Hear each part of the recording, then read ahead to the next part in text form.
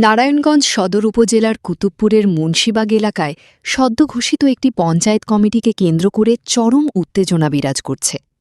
সম্প্রতি হাজী ইসমাইল হোসেনকে সভাপতি এবং মিজান মোল্লাকে সাধারণ সম্পাদক করে ৮১ সদস্য বিশিষ্ট মুন্সিবাগের নতুন পঞ্চায়েত কমিটি গঠন করা হয়। এই কমিটি প্রকাশ্যে আসার পর থেকেই এলাকার একাংশের তীব্র ক্ষোভের সৃষ্টি হয়। তাদের দাবি, কারো সাথে কোনো প্রকার আলোচনা বা পরামর্শ না করেই এই কমিটি গঠন করা হয়েছে, যা তারা কোনোভাবেই মেনে নেবেন না। অন্যদিকে ইতিপূর্বে ১৫ সদস্য বিশিষ্ট একটি কমিটি ঘোষণার অভিযোগও রয়েছে এই একাংশের বিরুদ্ধে। এই কমিটি বাতিলের দাবিতে ১৪ জুন দিবাগত রাতে মুন্সিবাগ মাদ্রাসার ৩য় তলায় প্রতিবাদ সভা অনুষ্ঠিত হয়। সভায় বক্তারা ক্ষোভ প্রকাশ করে বলেন,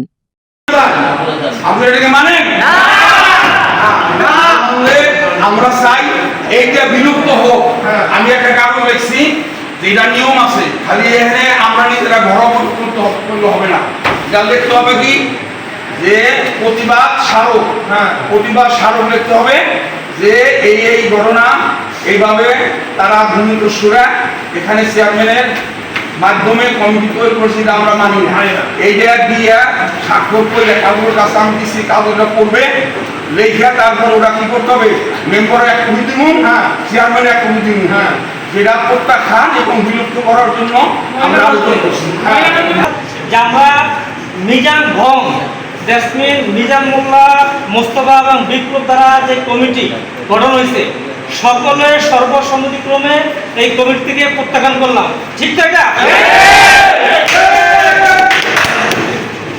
আপনাদের কাছে একটা উপস্থিতি স্বাক্ষর গেছে, কে কে স্বাক্ষর করেন না, একটু হাত তুলবেন।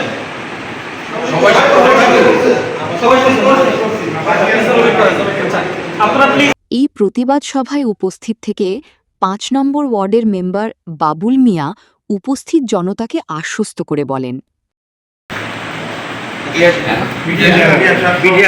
সভাপতি ছিল, আমার নাম এবং আমার চেয়ারম্যানের নাম বহু জায়গায় বিক্রি করছে।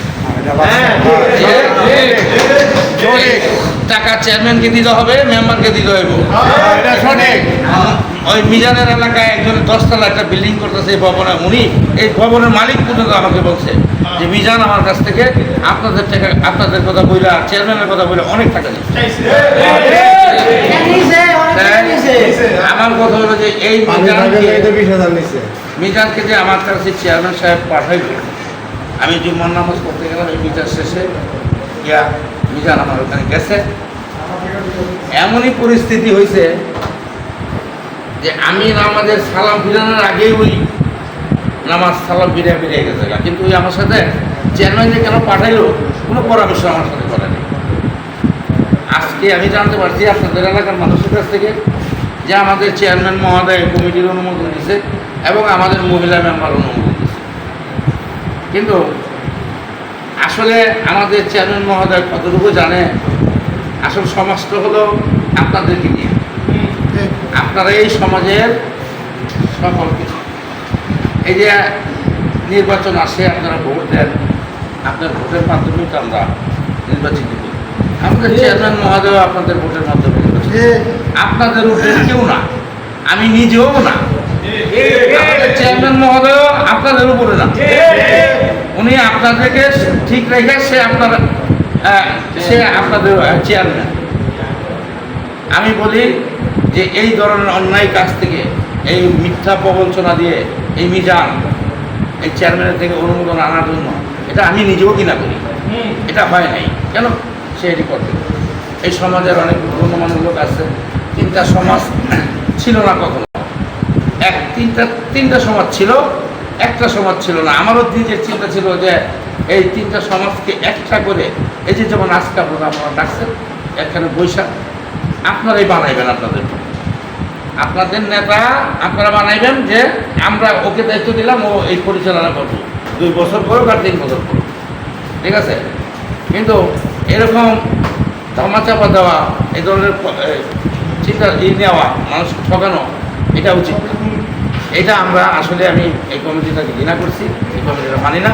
আমি অতি শীঘ্রই আমার চেয়ারম্যান মহোদয়কে বলবো যে আপনি আপনার মুন্সিবাগ এলাকাটা আপনার নিজের, এবং এই জনগণ আপনার শুভাকাঙ্ক্ষী, আপনাকে তারা ভোট দেয়।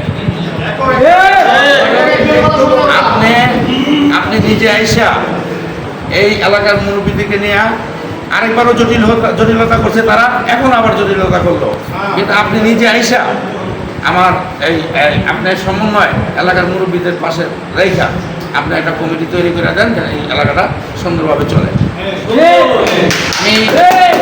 এই বিষয়ে প্যানেল চেয়ারম্যান অনামিকা হক প্রিয়াঙ্কা বলেন, জনগণের কল্যাণের জন্যই পঞ্চায়েত কমিটি।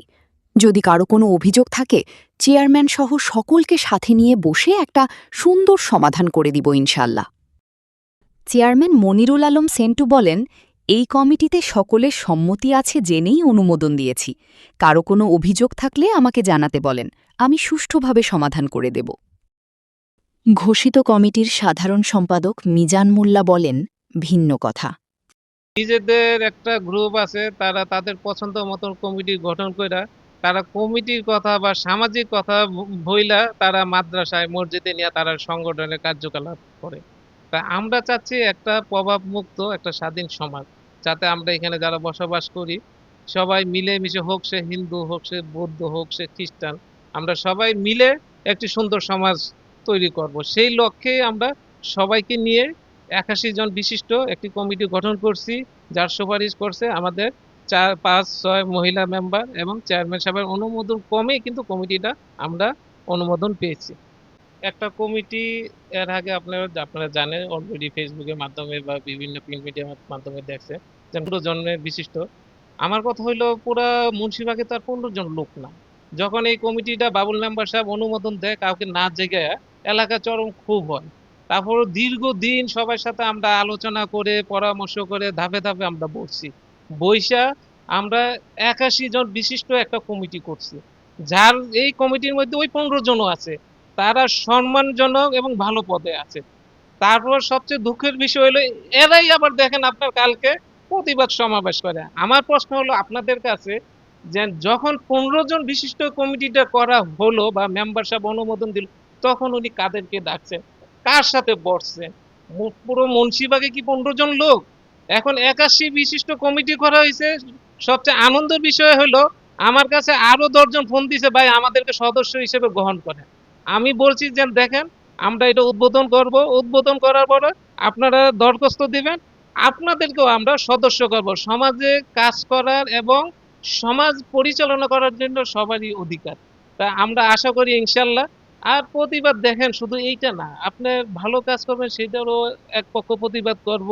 একটা আপনার রাজনৈতিক কমিটি বলেন, মসজিদ কমিটি বলেন, কিছু লোক আছে তাদের নিজের স্বার্থের জন্য তারা প্রতিবাদ করে, বা তাদেরকেও আমি ধন্যবাদ জানাই, তারা প্রতিবাদ করছে, কিন্তু ভালো কাজের সবারই সহযোগিতা করতে হবে। আর এই কমিটিটা আমরা অলরেডি সবাইকে চিঠি বিতরণ করছি। আপনারা বিভিন্ন এই যে আজকে দেখবেন মিডিয়া, সবাই খুব সুন্দরভাবে তার গ্রহণ করছে। হাস্যকর, যে লোকটা করছে আসলে ওনার বিরুদ্ধে দুনিয়ার অভিযোগ। উনি এখন আপনার ওই যে বিভিন্ন বহিরাগতদের নিয়ে ওই যে ওয়ারিশ জমি আইন না, আপনার ওইখান থেকে ওই যে আমার কালকেও কয়েকজন ফোন দিছে দৌলতপুর বিভিন্ন জায়গায়, সে এখন এই যে বিভিন্ন ভেজাল জমি এগুলি করতেছে। আমার 4টা-5টা ব্যবসা, এইরকম যদি কোনো প্রমাণ যে লোকের থেকে নেওয়া হয়েছে উনি যদি বলতে পারে, আমি জনসম্মুখে সেটা আমি আমি ক্ষমা হোক যেইটা হোক আমার বিচার হবে, যদি কেউ এরকম কোনো প্রমাণ দেখাইতে পারে।